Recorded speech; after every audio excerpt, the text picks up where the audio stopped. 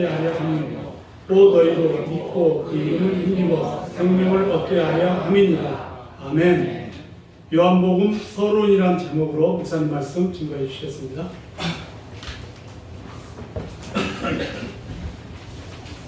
기도하시겠습니다. 하나님 아버지, 오늘서부터 요한 사도가 전한 복음을 함께 나눌 때 우리 안에 성령께서 역사하시고 우리 주님 예수께서 하나님이심을 깊이 깨닫고 이해하고 경험할 수 있는 시간 되게 하옵소서. 예수님의 이름으로 기도합니다. 아멘.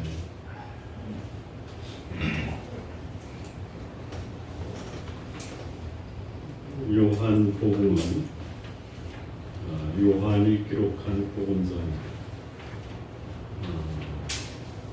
복음서가 4권이 있습니다. 마태복음, 마가복음, 누가복음, 요한복음이군요. 마태복음은 유대인들을 위한 복음서입니다. 물론 유대인을 포함한 모든 사람을 위한 복음서입니다.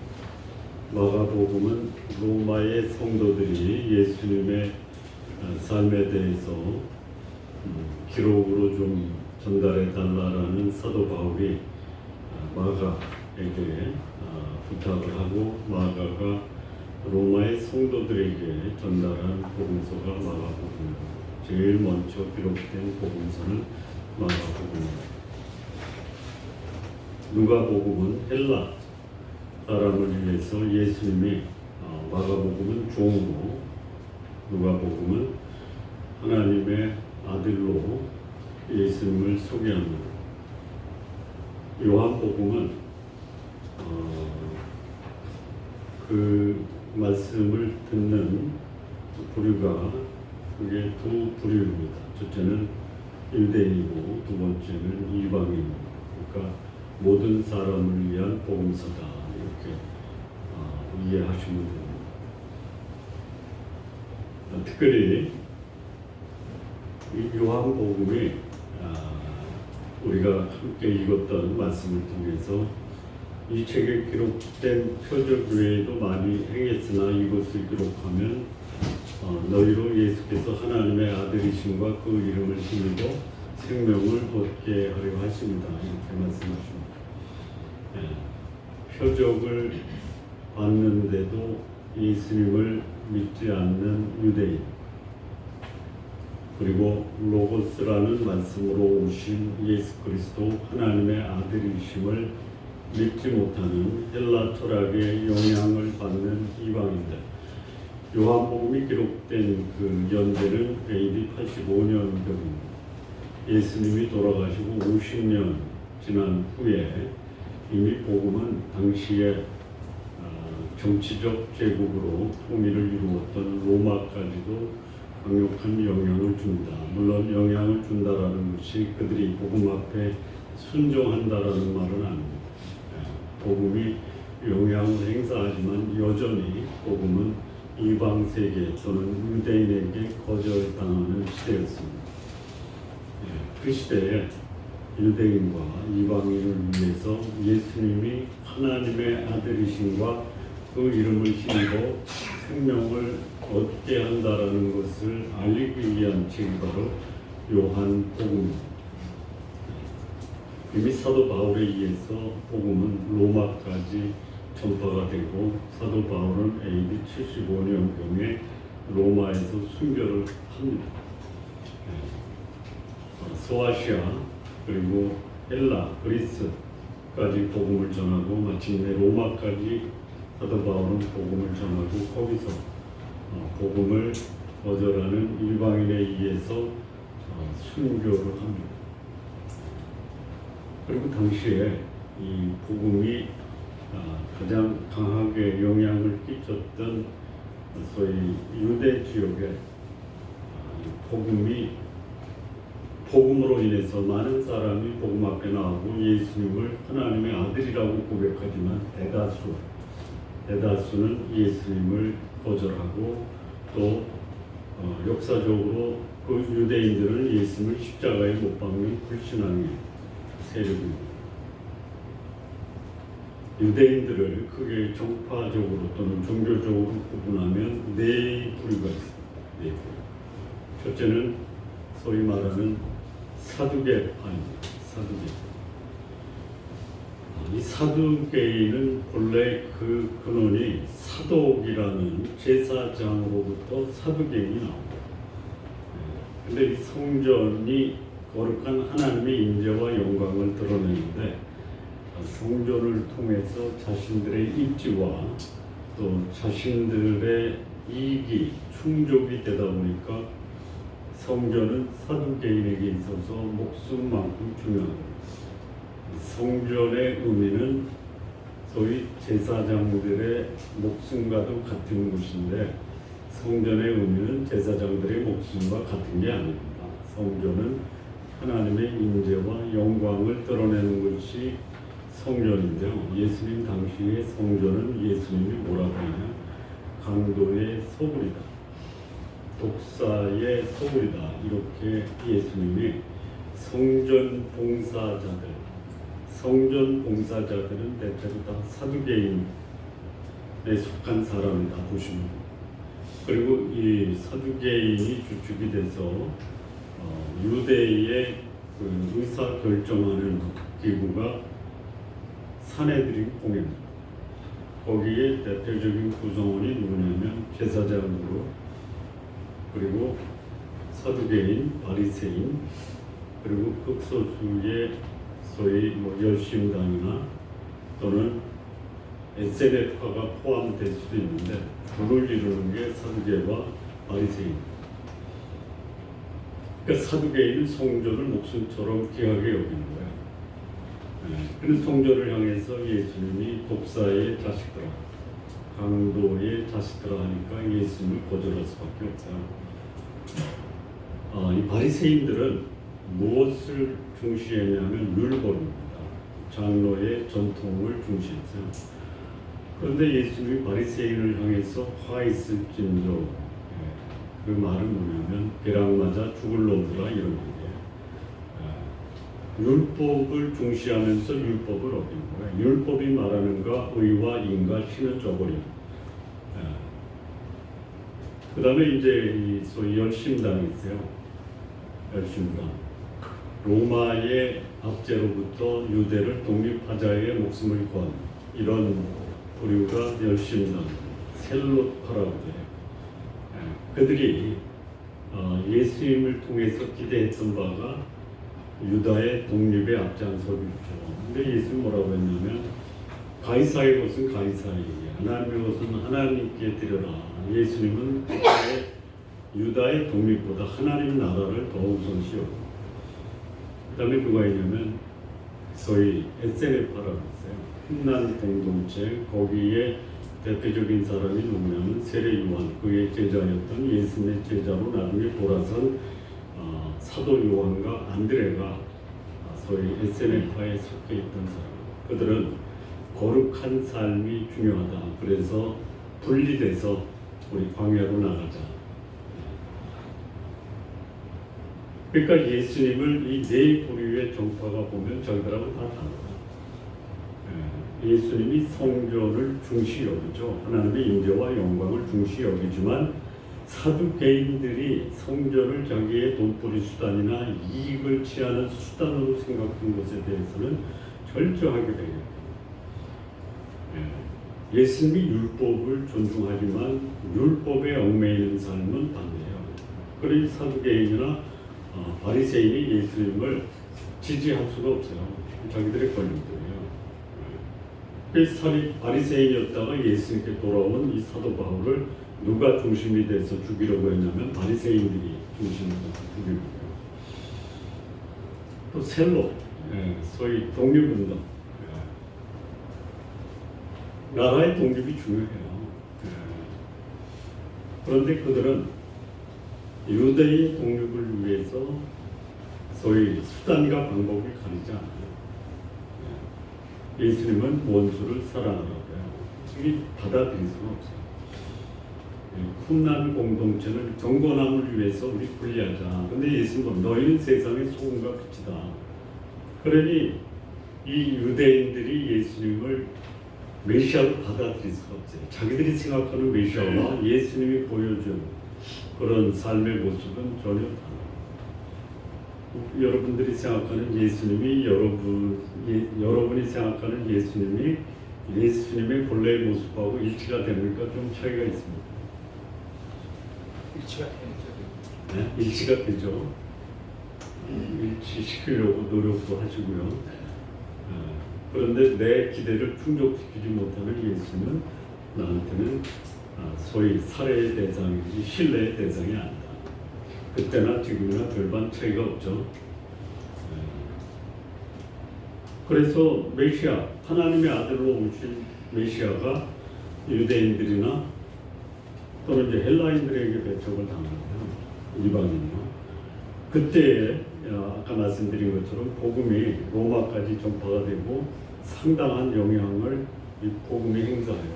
예수 그리스도가 행사하는데 그때의 그리스도인들 가운데 헬라 철학의 영향을 받은 자들이 있어요.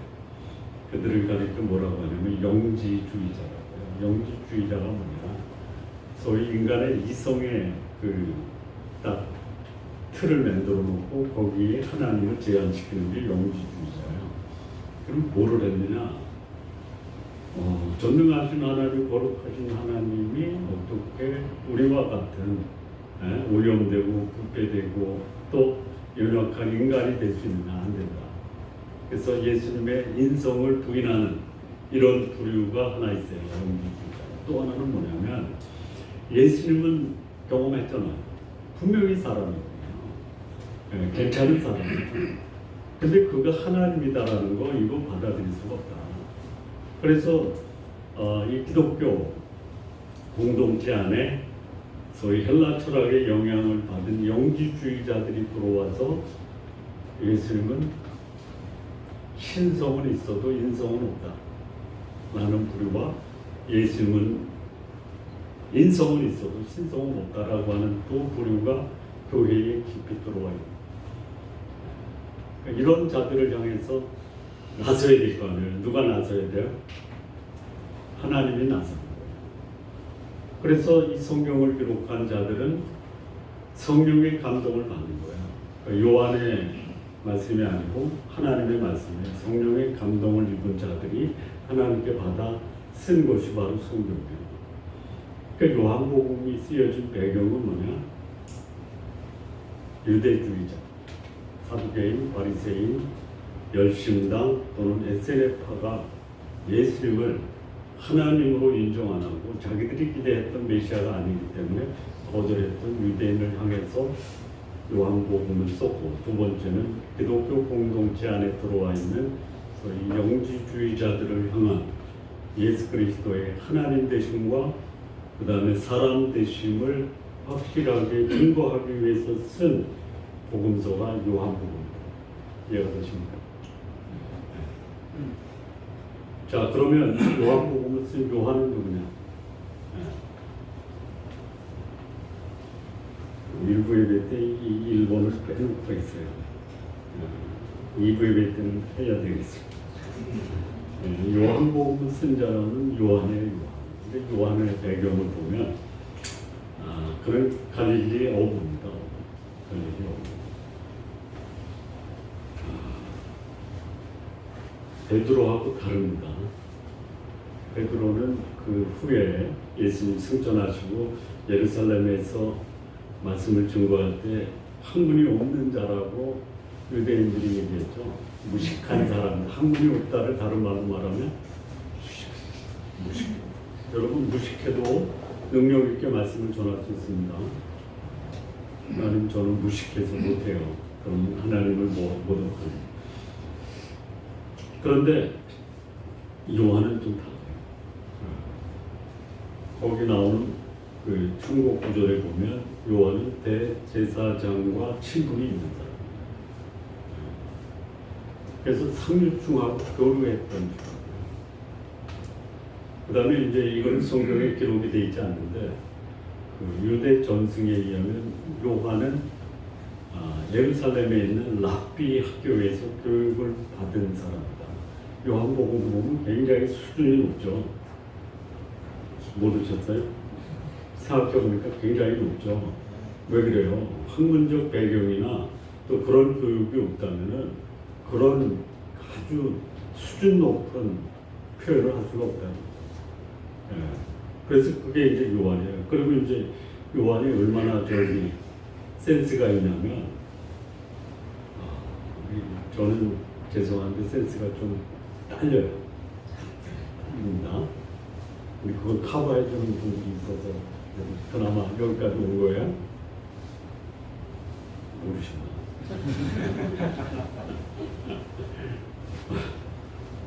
어제 제 손녀를 만났거든요. 근데 다른 분들이 그러더라고요. 할아버지보다 센스가 있대요. 왜 그러냐 그랬더니 할머니 닮아서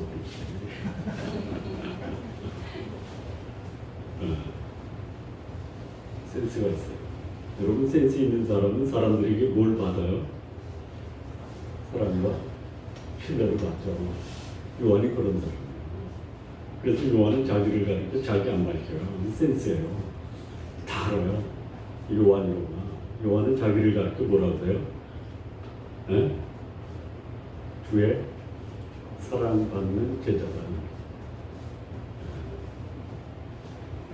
아주 센스 있는 제자예요.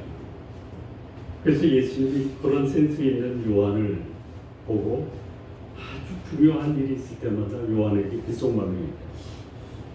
그러니까 요한은 예수님께 어떻게 태도를 취하냐면요. 예수님 무릎에 앉아서 맞습니다. 이게 요한이에요. 그래서 굉장히 예수님과 친밀한 교제예요. 그래서 이 요한이 쓴 서신서를 보면요. 예수님이 땅에 오셔서 믿음의 대상, 어떻게 사랑할 것인가, 미래에 어떻게 소망을 가질 것인가, 그거를 우리에게 남겨준, 기록으로 남긴 사람이 요한이에요. 자, 그렇다면 이 요한복음이 오늘 우리에게 전해주는 교훈, 아까 제가 말씀드린 것처럼 이 요한복음 목적부터 말씀드릴까요? 요한복음의 목적이 뭐냐? 유대인들은 예수님을 자기들이 기대했던 메시아가 아니기 때문에 불신하고 십자가에 못 박았잖아. 그럼에도 불구하고 여전히 예수님은 하나님이시고 메시아고 우리 믿음의 대상이다 라는 것을 알려주기 위해, 그래서 예수님이 내가 유대인들에게 신뢰와 하나님이다라는 것, 신뢰의 대상이며 하나님이다라는 것을 알게 하기 위해서 행하신 것이 뭐냐면 30절 보시면 여기서 유대인들을 위해서 한 게 뭐예요? 표적이에요. 표적을 행하시고, 자, 그 다음에 이방인 헬라 철학의 영향을 받은 교회 공동체 안에 들어온 아주 그 영지주의자들, 이단적 성향을 갖고 있는 자들을 위해서 하신 것이 뭐예요? 내가 로고스다라는 거예요. 로고스. 여기서 로고스 말씀인데요. 이 말씀은 뭐냐? 창조의 능력을 갖고 있고 사람에게 희망과 삶의 의욕을 줄 수 있는 것이 뭐냐면 로고스예요. 그런데 이 헬라 철학은 그게 로고스인데 그 로고스의 실체가 누구냐? 모르겠다요. 로고스가 있다는 거예요. 이 세상을 창조하는 로고스가 있다. 인간이 의미와 가치를 두고 살아가야 될 삶의 목표가 있다. 그걸 로고스라고. 그런데 요한은 그 로고스가 누구예요? 예수님이다. 그래서 먼저 유대인을 위해서 예수님이 하나님이다라고 증거하신 것이 뭐냐면 표적이에요. 표적. 고린도전서 1장 22절 보면 유대인은 표적을 구해요. 헬라인은 뭘 구하냐면 지혜를 구해요. 그래서 요한복음의 상당한 내용이 뭐냐? 예수님이 행하신 표적이에요. 7가지 표적이 나와요. 자, 여러분, 여러분의 문제를 하나님이 능력으로, 기적으로 해결해 주면 하나님 믿으십니까? 아니면 하나님이 해결해 주신 그 능력의 결실을 먹는 것으로 만족하십니까? 네? 먹는 것으로만 만족할 수 없다. 그 기적을 행하신 예수님이 나의 하나님, 나의 주님이다라고 고백하시죠. 유대인들은 안 그랬어요. 대다수가 안 그랬어요. 네. 아까 말씀을 드렸지만 유대인의 네 가지 정파 또는 종파가 사두개인, 바리새인, 셀로파, 에세네파죠. 그들이 대부분이 예수님을 거절했지만 그 중에 예수를 믿고 따르는 자들이 있었죠. 바리새인 중에 누가 있었죠? 바리새인 중에 니고데모와 아리마대 사람 요셉이 있었죠. 에세네파에는 누가 있었죠? 예수님을 최초로 세상에 소개했던 세례 요한이 에세네파예요. 그 다음에 그의 제자 중 둘이 예수님을 따랐죠. 누구죠? 피하십니다. 사도 요한과 안드레예요. 이 둘이 에세네파예요. 그 다음에 열심당, 소위 로마에 항거하고 유다의 독립을 위해서 자기 인생을 바쳤던 사람 중에 예수님의 제자가 된 사람 있죠? 아세요? 예수님 제자 이름 앞에 나는 열심당이라고 여기다 문패 붙이고 다닌 사람 있어요. 셀롯 시몬이라고 있죠. 셀롯 시몬 몰라요? 아, 모르시구나. 모르셔도 좀 아십시오. 셀롯 시몬, 셀롯이라는 것은 열심당이에요. 네. 그러니까 열심당에 가입해서 나는 열심당이다. 그런데 예수님 따른다라고 이렇게 자신의 정체성을 두 가지로 가지고 있었던 사두개 제사장 그룹이에요. 근데 제사장 그룹에서 이름은 밝히지 않는데요. 예수님이 이제 그 빌라도 법정에 이제 서서 신문을 받을 때 제사장 중에 한 사람이 이 성경에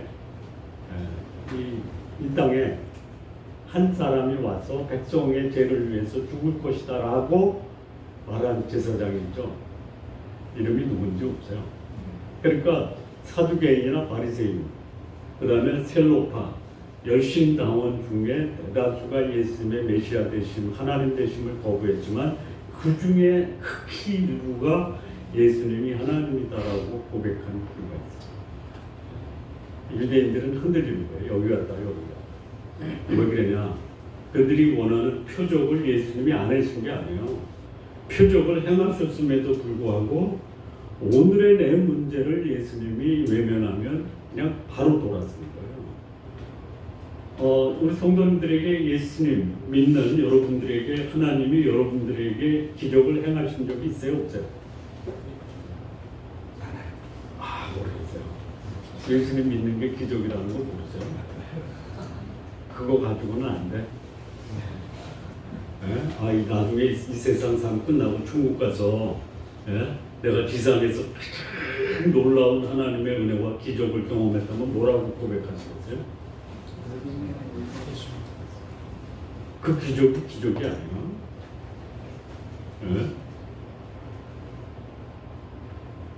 유대인에게 기적을 행하세요. 요한복음에 몇 번 나와요? 7번 나와요. 자, 이 표적은요, 표적이에요. 그 화살 땡겼을 때 화살이 가는 그 뭐라고 그래요, 그거? 관역. 이게 표적이에요. 사인판이에요. 길거리 가다가 그 어디로 갈지 모르고, 우리는 요즘에는 뭐 내비게이션 때문에 뭐 그 사인판 안 보죠.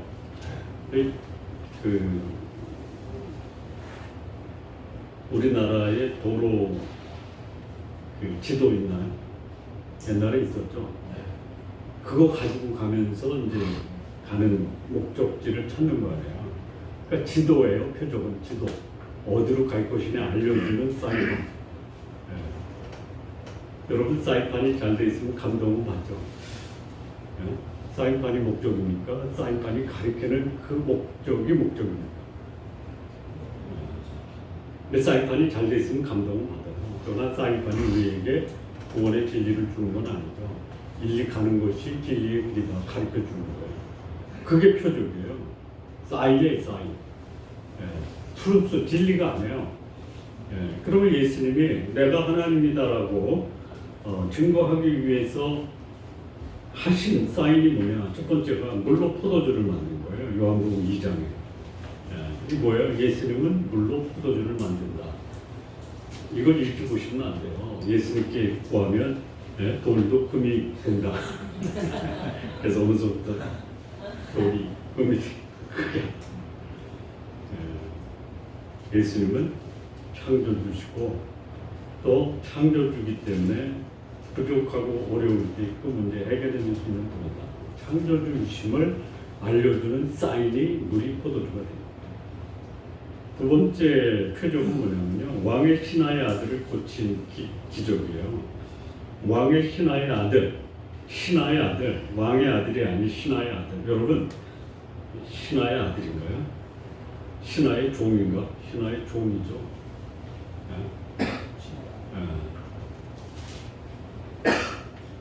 왕의 신하가 자기 종을 위해서 예수님께 왔어요. 참 그 신하는 참 인간적이다. 그거를 말씀하려고 하는 게 아니죠. 병든 사람을 치유하시는 치유자 예수님. 여러분의 자녀가 병에 걸렸는데 병명을 몰라요. 어때요? 겪어보셨잖아요. 차라리 내가 아프지. 근데 발견했어요. 치유됐어요. 의사가. 그래도 감동이죠. 예수님 당시에 치료할 방법이 없어요. 그 예수님이 병을 치료하는 치유자라는 소문을 듣고 왔어요. 이게 뭐예요? 예수님은 사람이 아니고 의사가 아니고 하나님이다 라는 것을 알려줍니다.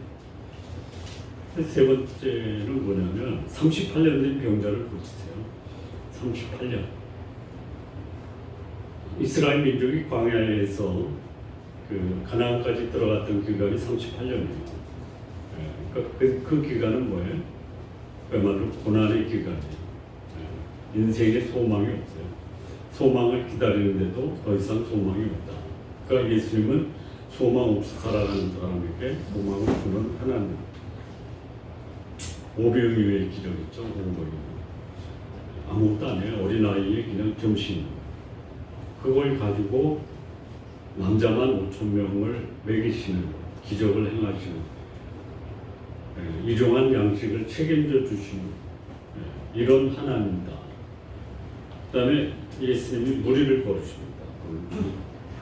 자연을 다스리는 자연의 주권자다. 소경을 고치세요. 어둠 가운데서 방황하며 어디로 갈지 모르는 이 소경된 인간을 빛 가운데로 인도하시는 빛 대신 주님입니다. 그리고 나사로의 죽음을 살리시는 분이에요. 생명의 주관자, 부활의 주님. 소망 없이 살아도 나는 다시 내 인생을 새롭게 살 수 있다. 이게 이제 예수님이 행하신 7가지 표적을 통해서 유대인들에게 이렇게 예수님이 기적을 행했는데 예수님을 하나님으로 믿지 않습니다. 그 다음에 예수님이 행하신 표적뿐만이 아니라 예수님 스스로가 내가 누구다 라고 7번 얘기하시죠. I am. 나는 생명의 떡이다. 근데 여기서 나는 누구다라고 할 때 이게 로고스예요. 로고스. 태초에 말씀이 계시고 이 말씀이 하나님과 함께 계시고 이 말씀이 하나님이고 그로 말미암아 만물이 지음바 되고 그 말씀이 육신이 돼서 우리 가운데 거하시고 그게 로고스가 뭐냐. 아까 말씀드린 것처럼 그런 생명의 주인이고 창조의 주인이고 이게 로고스예요. 근데 예수님이 내가 로고스다라고 알려주신 7가지 예수님의 증언이 뭐냐. 나는 생명의 떡이다. 예수님을 믿고 있다라고 하는데 내 삶이 사는 것 같지가 않아. 이거 문제입니다. 문제예요. 진짜 소망이 없고 내 삶에 낙이 없는 것 같은데 저 사람은 얼굴에서 낙이 있어 보여. 왜 그래요? 그는 예수님을 생명의 떡으로 믿고 알고 그렇게 삽니다. 이게 예수님이 나는 생명의 떡이다. 두 번째 예수님이 뭐라고 하냐면요. 나는 세상의 빛이다. 예수님을 만났는데 내 인생이 어두워. 그러니까 그 사람은 예수님을 표적의 대상, 내 문제를 해결해 주는 분으로 믿었지 내 인생의 어둠 속에서 방황하는 빛 대신 나의 주인으로 모시지 않고 살고 있다라는 것을 반증합니다. 그러니까 세 번째 예수는 뭐라고 하냐면 나는 아브라함이 있기 전부터 내가 있었다고. 영원자예요. 그러니까 여러분의 삶이 오늘에 집착하느냐 아니면 영혼에 소망을 두고 사느냐. 저는 우리 성도님들이 오늘의 최선을 다하시고요. 미래의 소망 가운데서 영혼을 살아가셨으면 참 좋겠어요. 여러분을 보는 분들이 저 사람은 현실에 충실한데 뭔가 다르다. 이게 다른 게 뭐냐? 저 사람은 현실보다 영생을 살아가고 있어 라는 것을 드러낼 수 있어요. 그 다음에 예수님 자신을 가리켜 나는 선한 목자다. 예수님의 인도함을 받으면요 선한 삶을 살 수 있어요. 여러분을 인도하는 게 뭐예요? 여러분 누구의 이끌림을 받고 누구의 인도함을 받습니까? 부모님의 인도함을 받을 수 있죠. 잘 인도해 주세요. 부모님 되시는 분들. 아니 여기 자녀를 잘 인도하지 않으려고 하는 부모가 있어요? 잘 인도가 됩니까? 예수님을 여러분의 목자로 삼고 그분을 따라가세요. 선한 목자는 양들을 위해서 자기 목숨을 버린다. 양으로 생명을 얻게 하고 또 풍성한 삶을 살게 하시다. 그런데 예수님이 주시는 풍성한 삶이 예수님을 따랐던 제자들이 경제적으로, 사회적으로, 정치적으로 굉장히 여유 있고 또 풍요롭고 사회적인 지위가 높았습니까? 아니요. 예수님에서 목숨을 바꿨어요. 그래도 그 길이 가치 있는 길이요. 예수님다. 그 다음에 예수님은 나는 부활의 생명이다. 여러분 우리가 가장 두려워하는 것 중에 하나가 뭐냐면 죽음이죠. 물론 이제 죽음보다 더 두려운 것은 죽음 앞에서 당하는 고난이죠. 그래서 그러잖아요. 그냥 그 고문이 너무 심하니까 차라리 자비를 베푸셔서 그게 뭐예요? 죽여주세요. 죽여주세요. 죽여주면은 고통은 해결되지만 소위 생명의 문제를 해결하지 않는 사람은 지상에서 당하는 고통보다 더 큰 고난을 죽음 이후에 겪는 거예요. 그런데 예수님은 죽은 자를 살리시기도 하고 또 그에게 새로운 생명을 주시고 부활이요 생명. 자, 그 다음에 예수님은 내가 곧 길이요 진리요 생명이다라고. 이 진리는요 진리 앞에 목숨을 걸 수 있어요. 왜 사람들이 예수님에게 자기 인생을 걸지 못하느냐? 예수님이 진리다라는 사실이 실감이 안 됩니다. 우린 요한복음을 배우면서 예수님이 생명의 떡이다, 세상의 빛이다, 영원하신 하나님이다, 선한 목자다, 부활이다, 생명이다, 길이다, 진리다, 그리고 포도나무다. 포도나무는요 거기 붙어 있으면 열매를 맺는 거예요. 붙어 있지 않으면서 열매를 기대하는 사람. 아니 그 나뭇가지에서 떨어졌는데 떨어져 있는 나뭇가지가 나 열매를 맺어야 있다. 가능합니까? 가지가 포도나무에 붙어 있으면 이는 절로 열매를 맺어요. 성경에 절이라는 단어가 있습니다.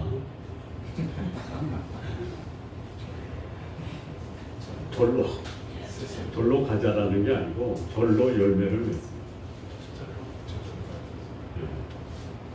자, 이게 요한복음이 이 소위 표적을 통해서 유대인들에게 내가 하나님이다.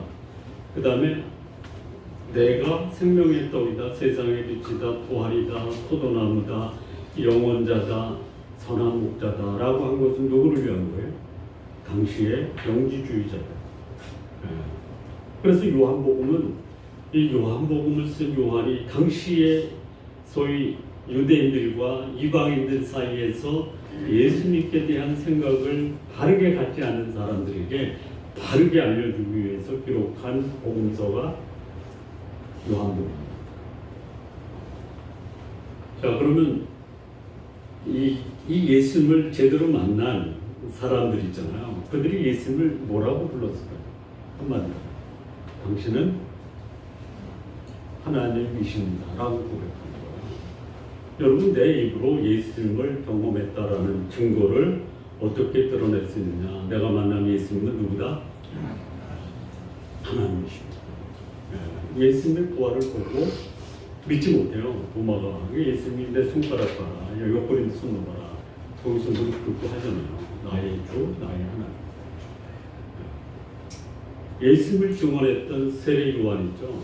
이튿날 예수께서 자기의 나오심을 보고 저기 따르는 자들에게 보라, 세상 죄를 지고 가는 하나님의 어린 양, 그가 하나님이다. 예수님을 만났던 제자 빌립이 어느 날 나다나엘이라는 제자를 찾아서 우리가 성경이 말하는 메시아를 만났다 했더니 나다나엘이 나사렛에서 무슨 선한 것이 나느냐. 그 다음에 예수님이 나다나엘을 만나요. 네가 무화과 나무 아래 있을 때 내가 너를 알았다.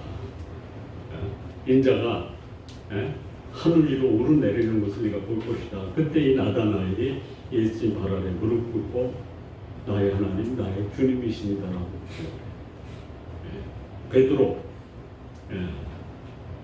그 그물을 옆에 던져라. 거기가 올라오더라고요. 그 모습을 보고 베드로가 예수님 발 아래 꿇어요. 나는 죄인입니다. 당신은 하나님의 거룩한 자이시다. 예수님을 경험한 자들은 한결같이 자기 인생을 걸고 예수님을 따를 수 있는 하나님이다라고 고백하고요. 나의 주인이십니다라고 고백합니다. 왜 내가 예수님을 나의 주, 나의 하나님이라고 고백하지 못하는가? 하기를 원한다면요. 하기 전에 예수님이 어떤 분이신가를 먼저 경험하시기 바랍니다. 마르다 있죠? 마르다. 예수님이 이제 자기 오빠가 죽었으니까 살려줬죠. 근데 예수님이 아닌 거예요. 죽은 다음에 하잖아요. 자기 오빠가 살아났어요. 근데 이전에 이미 마르다는 예수님이 당신은 그리스도요 세상에 오시는 하나님의 아들이신 줄을 내가 믿는다라고 했어요. 그래서 예수님이 오시면 살려주세요. 죽어가는 자를 살리는 것과 죽은 자를 살리는 것 어느 게 더 큰 표적이에요? 근데 우리는 죽기 전에 살려달라고 그러죠. 근데 예수님은 죽은 자를 살리시는 거예요. 보면 알아요. 저 사람 인생 죽었는데 안 죽어. 왜 그래요? 생명의 주인에게는 인생을 맡겼기 때문에. 그런데 뭔가 붙들고 있는데 그 붙들고 있는 것이 내 기대를 충족 못 시켜요. 그럼 뭐예요? 죽어가면서 그냥 죽는 거예요.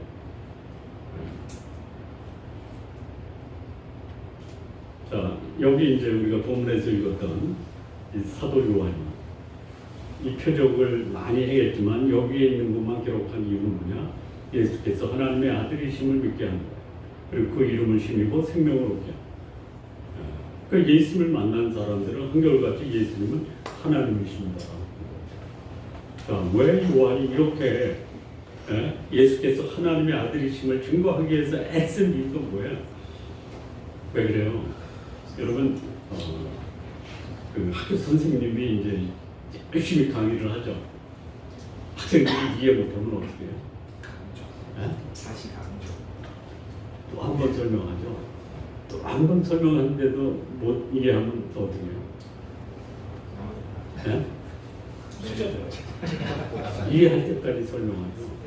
요한이 왜 이렇게 했어요? 내가 경험했던 예수님 그렇게 못 알아들어. 여러분들이 여러분 자녀에게 하나님 말씀 나누고 또 그 말씀대로 살기를 공면하면 자녀들이 그 여러분 말씀을 듣고 우리 어머니는 나한테 진리를 가르쳐줘서 나는 그 말씀을 순종할 거야 하니까 못 알아들어요. 못 알아들어요? 어떻게 할 거예요? 어떻게 할 거예요? 알아들을 때까지 포기하면 안 되잖아요. 근데 안 알아들으려고 작심을 한 거. 그럼 어떻게 해야 돼? 그래도 포기하지 말고. 요한이 그런 심정으로 왜 그렇게 요한이 이 복음서를 가지고 유대인과 이방인들에게 복음을 전하려고 해요? 못 알아들으면 포기하지 말았어. 하나님이 우리를 포기하지 않는 이유가 뭐예요? 언젠가는 깨닫겠지. 그런데 깨닫지 못해요. 그래도 끝까지 포기 안 해요. 마지막까지 하나님이 마지막까지 주는 기회가 뭐냐면 천년의 왕국이에요. 준 천국을 불신자들이 경험하는데 경험하고 나서 하나님 내줄게요. 이게 인간이에요. 이 나야 나 사실. 나는 좀 낫죠. 아니 제가 말하는 나는 내가 아니에요. 여러분이에요.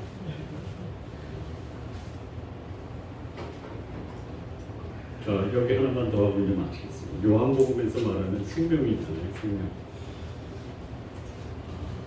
태초에 말씀이 계시니라. 이 말씀이 하나님과 함께 계셨으니 이 말씀은 하나님. 그 안에 생명이 있었으니 이 생명은 사람들의 빛이다. 빛이 세상에 왔을 때 사람들이 어둠을 또 사랑함으로 빛을 영접지 않아요. 영접하는 자, 곧 그 이름을 믿는 자는 하나님의 자녀가 된다. 그 말씀이 육신에 대해서 우리 가운데 거하시며 우리가 그 영광을 보니 아버지의 독생자의 영광에 은혜와 진리가 충만. 여기 생명의 의미는요 여러 가지가 있어요. 그냥 쉽게 얘기할게요. 여러분 살았습니까? 죽었습니까? 아니, 살아있으면 생명이고 죽었으면 사망 아니에요. 살았습니까? 죽었습니까? 아니 그렇게 너무 좀 야박하니까. 여러분 살아있다라는 말씀을 듣고 싶습니까? 죽었다라는 말씀을 듣고 싶으십니까?